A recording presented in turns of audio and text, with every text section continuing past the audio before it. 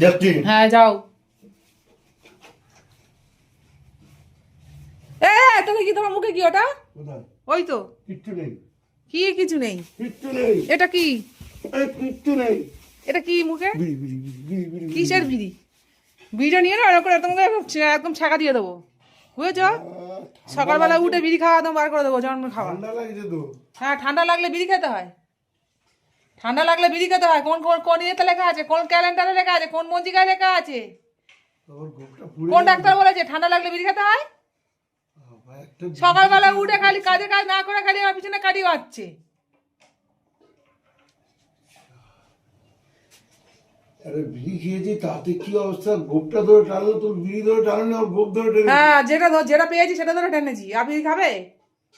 আমি তাই বলি যে কত আমার ধোয়া ধোয়া বুঝেছে, গন্ধ লাগছে কোথা দিয়ে। এবার কাশলে না একদম গলা এরকম করে টিপে ধরবো।